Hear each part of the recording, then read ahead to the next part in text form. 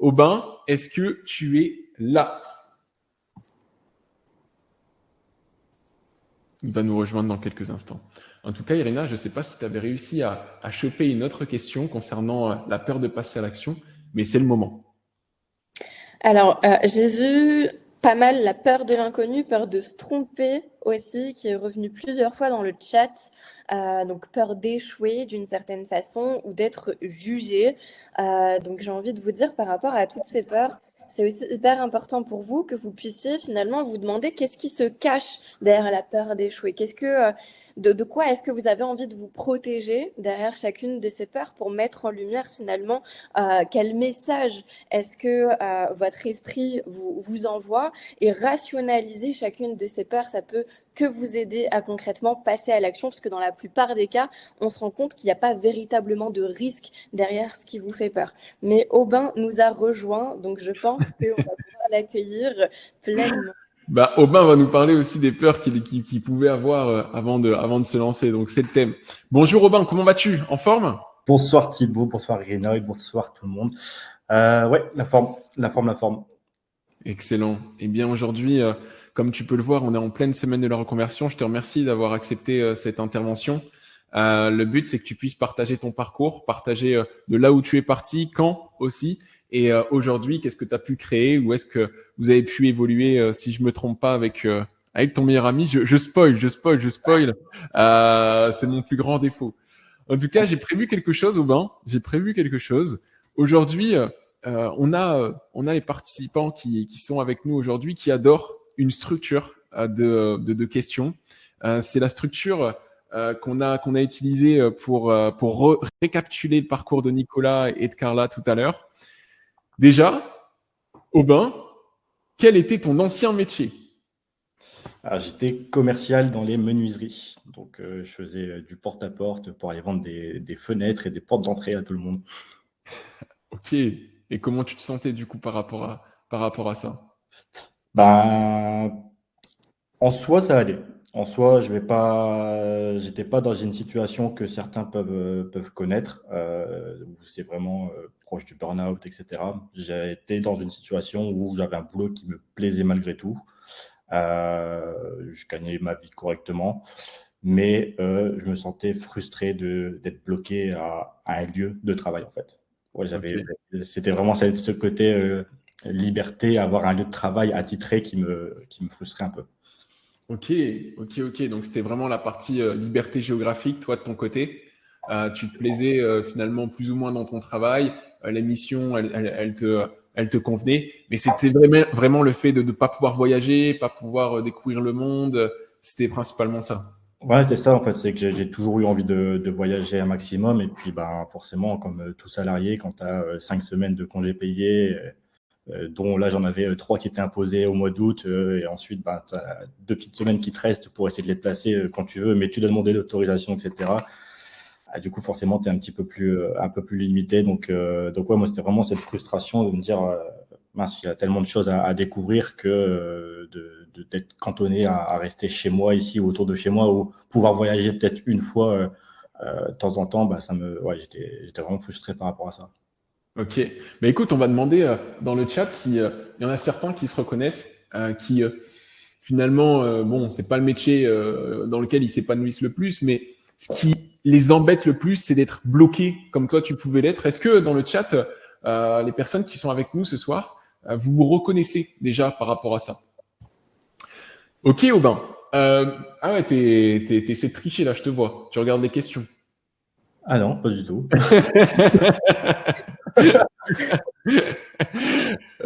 Qu'est-ce que tu ressentais vraiment dans cette période quand tu te sentais bloqué? Qu'est-ce que finalement tu ressentais vraiment? Comment ça se manifestait, tu vois? C'est un peu un sentiment, un peu d'impuissance, tu vois, c'est où t'es là, t'as des envies, tu sais qu'il y a plein de choses à aller découvrir, parce que moi, vraiment, c'était vraiment cette partie-là qui me bloquait, et t'as tellement de choses à aller découvrir, etc., mais tu peux pas, en fait, t'es bloqué parce que, comme je le disais encore une fois, t'as un bureau pour aller bosser, donc t'es obligé d'aller bosser à ce bureau. Et puis, encore une fois, avec 5 semaines, malheureusement, tu fais pas non plus des miracles. Et c'était vraiment quelque chose de... je me sentais impuissant, en fait. J'avais l'impression de passer à côté de quelque chose, de me dire, j'ai envie de faire ça, mais je peux pas. Et là, ça me bloquait. Ok.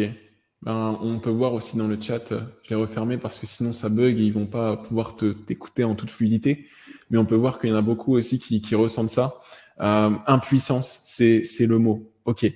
Et t'étais dans le flou, t'étais impuissant, tu savais pas du tout comment faire. Comment ça t'est venu finalement de tomber sur les métiers du numérique? Eh bien, par hasard, par pur hasard. Tu as un petit peu spoilé tout à l'heure en parlant de mon meilleur ami. Donc en fait, ouais, j'ai mon meilleur ami Thibaut, du coup, qui... C'est pas moi. c'est pas toi, c'est C'est un un autre autre Thibaut. Thibaut. Un autre Thibaut, mais donc mon meilleur ami avec qui on a toujours eu envie les mêmes envies en fait de bouger, d'avoir cette liberté, etc. Et en fait, lui, il te connaissait déjà d'avant. Il avait déjà pu te voir sur les réseaux, etc. Et en fait, quand tu as lancé le Custom Life Changer en 2022, c'est lui qui est tombé du coup sur toi directement et qui m'a dit j'ai trouvé un truc, ça va changer notre vie. Et je lui ai dit OK. Et en fait, moi, voilà, c'est mon meilleur pote, je lui fais confiance aveuglément. Et du coup, à partir du moment où il m'a dit ça, je me suis dit, vas-y, go. Je ne sais pas ce que c'est, mais si tu Je me dis crois qu'en que tu plus, vas changer notre vie, je te suis. Et si je me trompe pas, en plus, Thibaut, pour rejoindre l'accompagnement, il avait fait un crédit, non? Thibaut, il avait fait un crédit. Ouais. Thibaut, il avait Ouais. dû faire un crédit pour pouvoir rejoindre l'accompagnement. Et puis, du coup, ouais, lui, il a rejoint vraiment au tout début. Ouais. Et moi, j'ai rejoint peut-être un mois après. Donc, bon, je fais quand même partie des plus vieux participants, je pense. Mais du coup, ouais, je suis arrivé juste après, en mars ou avril, mars 2022. Et ouais, c'était par pur hasard, en fait. C'est même pas moi qui ai découvert ça. C'est vraiment, j'ai fait confiance à mon meilleur pote pour mon avenir. Ok. On va découvrir finalement où est-ce que tu en es arrivé à lui faire confiance. Est-ce que c'est cette confiance que tu lui as accordée? Bon, si tu es là, on le sait, hein, c'est que ça a bien fonctionné pour toi. Mais le but, c'est qu'on puisse se découvrir. Aujourd'hui, Aubin, quel métier numérique tu as choisi? Tu as aussi un parcours, ça fait du coup combien de temps là? 3 ans? 3 ans que tu t'es clairement lancé. Ça fait un moment.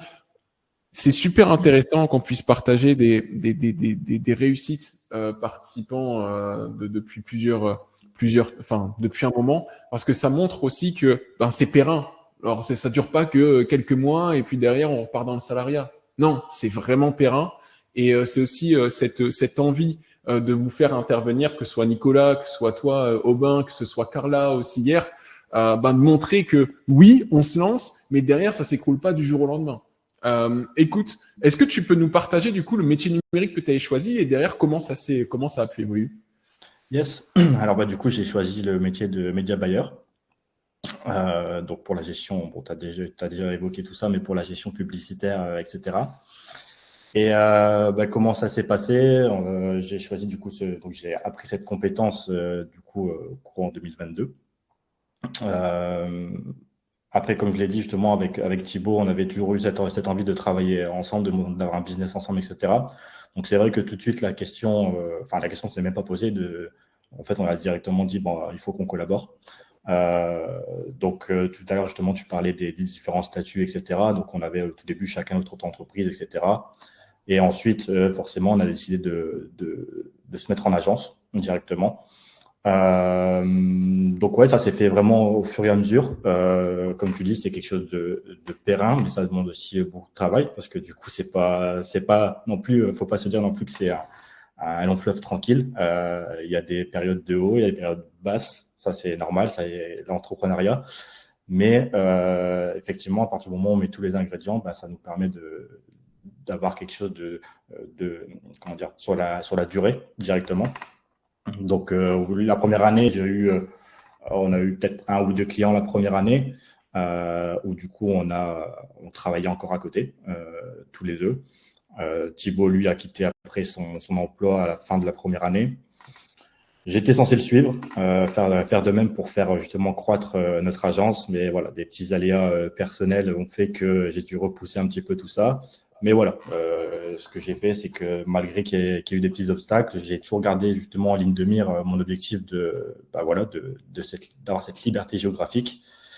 Donc moi, je suis resté un peu plus longtemps salarié, à cumuler les deux pendant quasiment 2 ans. Après, j'aurais pu partir avant, mais c'était un choix personnel que j'ai fait. Et là, du coup, je vis maintenant 100% du media buying depuis un peu plus d'1 an et demi. Et voilà. Excellent. Excellent, excellent. C'est beau. Ça montre aussi un parcours différent. Hier, on avait Carla qui a tout quitté en l'espace d'un mois. On a eu Nicolas qui, lui, avait déjà quitté et puis il se retrouvait finalement sans rien et il a dû se lancer dans une nouvelle activité. Toi, tu as pris ton temps, tu as fait les choses étape par étape et puis après, tu as eu tes petits aléas aussi personnels. Donc, tu as cumulé finalement ton activité salariée plus ton métier numérique. Tu as réussi à cumuler ça du coup pendant 2 ans. Et aujourd'hui, du coup, quels sont les revenus que tu arrives à générer chaque mois avec l'agence? Bon, là, avec l'agence, on fait aux alentours des 10K par mois. Ok. Autour des 10K par mois. Donc après, ça a été forcément, c'est pas toujours 10K. Forcément, il y a des mois où c'est un petit peu moins, des mois où c'est un petit peu plus. Mais ça a été quand même crescendo depuis qu'on a créé l'agence. Depuis que tu as quitté ton emploi aussi. Quand tu t'es mis à 100%, ça a changé pas mal de Ah oui, choses. bah, ça a changé forcément, parce que bah, le fait d'être à 100% focus sur le business, ça te permet de forcément pouvoir développer d'autres choses, d'autres compétences, pouvoir justement avoir plus de clients, etc. Donc forcément, ça fait croître ton business. Et là, du coup, aujourd'hui, depuis le début de l'agence, on en est à un peu plus de 260 000 euros générés. Waouh! Ah bah ça, je m'y attendais pas. Ouais, ça fait plaisir. Ok, excellent. Ça fait combien de temps du coup l'agence a été créée en 2023, début 2023? L'agence a été créée 2023, ouais. Ok, ok. Donc ça a quand même été, vous avez quand même eu une sacrée, ça a été quand même assez linéaire, quoi, assez stable quand même. Même si ça doit évoluer, tu vois, si on prend une courbe, ça évolue au fur et à mesure. Mais vous arrivez à contrôler la croissance et à contrôler les revenus, donc c'est beau. C'est beau. ça, c'est exactement ça. C'est qu'il n'y a pas eu non plus de grosses périodes. C'est pas les montagnes russes, quoi. Il n'y a pas eu des grosses montées, des grosses chutes d'un coup. Ça a été plutôt stable, mais en progression constante. Donc non, c'est agréable. Et puis forcément, quand tu mets de l'énergie dans ce que tu fais, etc., et que tu vois que derrière, bah, ça paye, même si bah, forcément, des fois, ça peut prendre un peu de temps. Hein. Tout se fait pas du jour au lendemain. Mais justement, ça motive encore plus à te donner à 100% et ça te confirme que tu as fait le bon choix de tout quitter. Ok, bah merci en tout cas. On va demander aux personnes qui nous écoutent s'ils ont des questions, si elles ont des questions plutôt, parce que finalement c'est pour eux qu'on est là. C'est pour eux, c'est à eux qu'on doit répondre. Mais merci en tout cas pour ta présence et on voit que c'est authentique aussi. Ça a été quoi ta plus belle victoire? En attendant les questions, je viens de rouvrir le chat. Ça a été quoi ta plus belle victoire, la chose dont tu as été le plus fier? Bah, de pouvoir quitter pouvoir quitter mon emploi, d'oser le faire, parce que bah, forcément, comme je le disais, j'avais une situation qui était très bien en fait. J'avais un CDI, je gagnais correctement, enfin, j'ai ma maison, etc. Enfin, la petite vie entre guillemets classique que tout le monde veut, enfin plus ou moins.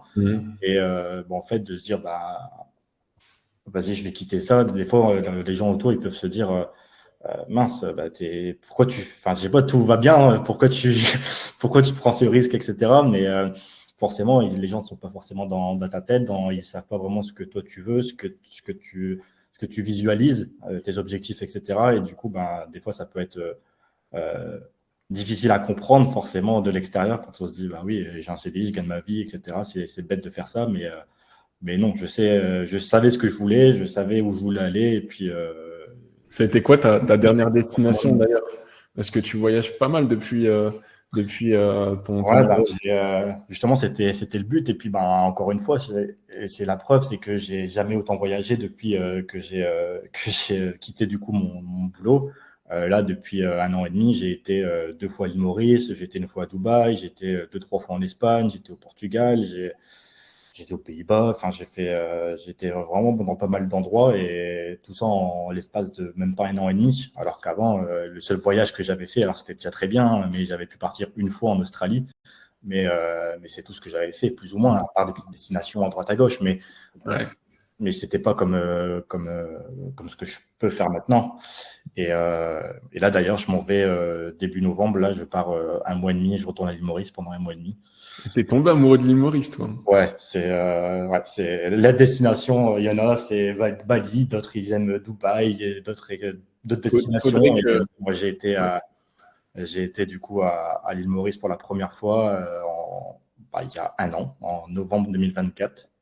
Et ouais, c'est juste magnifique. C'est la slow life, mais les gens sont super agréables, le climat il est top et ça fait du bien. Ça fait du bien, c'est un petit peu ressourçant.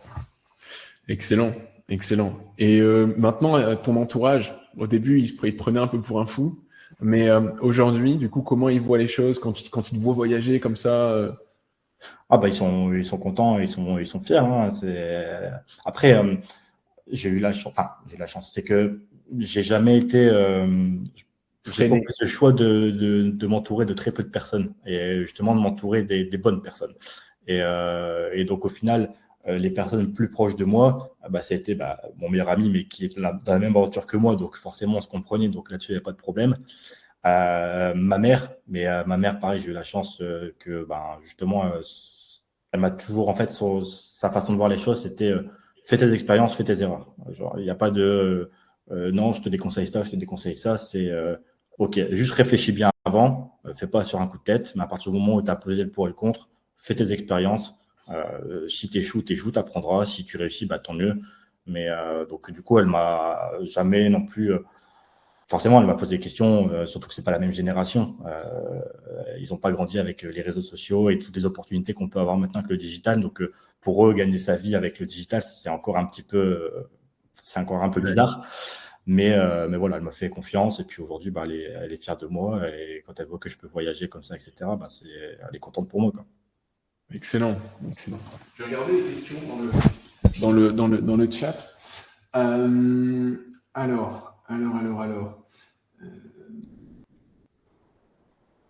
Mika qui dit qu'est-ce qui a fait qu'à un moment tu t'es dit ça y est, je quitte mon job. Tu peux quand même rester un moment. J'ai cumulé les deux et le temps où j'ai dit ça y est, j'arrête. C'était juste le temps que ma situation personnelle entre guillemets s'arrange. Il n'y avait rien de grave, hein, mais c'est juste que voilà, j'ai été dans une relation de 10 ans et en fait ça s'est arrêté brutalement, donc ça a été un petit peu compliqué quand on s'y attend pas. Et forcément, j'avais la maison à payer, etc. Donc, je pouvais pas prendre le risque de tout quitter comme ça. J'étais obligé déjà de me remettre psychologiquement, on va dire, de reconstruire un petit peu tout ça et derrière de me stabiliser financièrement parce que du coup, tu te retrouves à payer la maison tout seul, etc. Enfin bref. Et donc, j'ai juste attendu de cette période-là, en fait, que ça aille mieux dans ma tête parce que je voulais pas me rajouter du stress supplémentaire non plus. J'étais pas dans un mood où je pouvais me permettre de me rajouter parce que on va pas se cacher, quand on quitte tout comme ça, il y a toujours un moment où c'est un peu stressant. Mais je pouvais pas me permettre à ce moment-là de me rajouter du stress, etc. J'aurais pas tenu le coup, je pense. Donc voilà, il fallait juste le temps que je me remette d'aplomb mentalement et puis aussi financièrement, que je me stabilise. Et une fois que tout ça a été OK, je me suis dit, allez, c'est bon, maintenant on y va. Ok. J'ai aussi une autre question de Karine. Il t'a fallu combien de temps pour trouver ton premier client? Moi, j'ai l'équipe qui m'envoie les questions parce que là, ça fait un peu long. Ouais. Très peu de temps en soi, parce que du coup, j'ai démarré en mars, le temps de faire la formation, etc. Et je pense qu'au mois de mai, j'avais le premier client. Ok. Mars, mai, du coup, deux mois. 2 mois, ouais. 2 mois, 2 mois et demi, et j'avais le premier client. Une autre question de Claire. À quoi ressemblaient tes journées avant et désormais? Y a-t-il une grosse différence? Mes journées avant, c'était les journées classiques d'un salarié, j'ai envie de dire. Voilà, je me levais le matin, j'allais au bureau à 9h. J'étais avec mes collègues, je faisais mon boulot. Le midi, je mangeais au bureau. Je rentrais le soir. Je rentrais chez moi avec mon ex-compagne, du coup. Et voilà, on mangeait et puis on regardait la télé. Fin de journée classique. Je vivais après plus le week-end. Je pense qu'un petit peu comme tout le monde. Forcément, on n'a pas trop de temps la semaine pour faire grand-chose. Et aujourd'hui, la différence, c'est que j'organise mes journées comme je veux. C'est ça la grosse différence, c'est que je peux prendre plus de temps pour moi. J'organise selon ce que j'ai à faire. Je peux prioriser mes tâches. Je peux aller au sport à l'heure qui me convient, parce que ceux qui vont au sport savent très bien que le soir, c'est horrible d'aller le soir parce que du travail, il va là maintenant. Donc maintenant, j'ai cette chance de pouvoir aller dans la matinée tranquillement et puis pouvoir profiter d'une salle qui est vide. Tu veux faire tes rendez-vous administratifs, médicaux, etc. C'est pareil, ça va vite parce que tu peux faire ça en journée. Enfin, la vie, elle est complètement différente. Et puis, c'est surtout qu'aujourd'hui, j'ai cette chance de pouvoir, on revient à ça, mais travailler d'où je veux. C'est-à-dire que là, je vais partir à l'île Maurice pendant 1 mois et demi. Je vais continuer de travailler pour faire forcément tourner le business, mais ça m'empêche pas de travailler. Je vais partir pendant 1 mois et demi. Je vais savoir profiter aussi. C'est ça l'avantage, c'est qu'on a la chance de pouvoir organiser ses journées, pouvoir profiter aussi un petit peu, avoir plus de temps pour soi. Mais c'est ça le gros changement, c'est de pouvoir travailler d'où je veux. Ok. Irina, est-ce que tu as une question pour Aubin qui pourra intéresser tout le monde? Moi, je vais regarder un peu le chat. Eh bien, moi, la question que j'aimerais te poser, c'est est-ce que tu as eu des peurs quand tu t'es lancé? Qu'est-ce qui t'a permis de passer au-delà de ces peurs pour pouvoir vivre la vie qui t'inspire aujourd'hui et te permettre de voyager comme tu le veux et être épanoui? Eh bien, la plus grosse peur, et vous l'avez évoqué tout à l'heure, parce que j'étais sur le live, c'est la peur de l'inconnu. La peur de l'inconnu, c'était la plus grosse peur, surtout que forcément, le CLC a évolué depuis 2022. Aujourd'hui, on le voit, c'est une école qui est vraiment complète et il y a énormément de choses dedans, etc. On sait de quoi on parle, on sait où on met les pieds. Sauf que quand on arrive en 2022, c'était pas la même chose, forcément. C'était le tout début. Donc, il y avait beaucoup d'inconnus à ce niveau-là. Et en fait, tout simplement, ce qui m'a aidé à sauter le pas, c'est forcément que j'avais mon meilleur pote avec moi. Quand t'es pas tout seul, tu fais ça à deux, forcément, ça te rassure un petit peu de te dire, ok, j'ai quelqu'un, en plus mon meilleur pote, qui va vivre la même chose que moi. Donc, si on a des doutes et tout ça, forcément, on va pouvoir s'aider. Si on n'y arrive pas, c'est tout. C'est plus facile à surmonter quand tu es à deux, etc. Si on y arrive, on va être super content parce qu'on aura enfin réussi à faire un business à deux. Donc, ouais, c'était ça. C'était vraiment la peur de l'inconnu. Et puis, ce qui m'a aidé à surmonter, c'est le fait d'être à deux.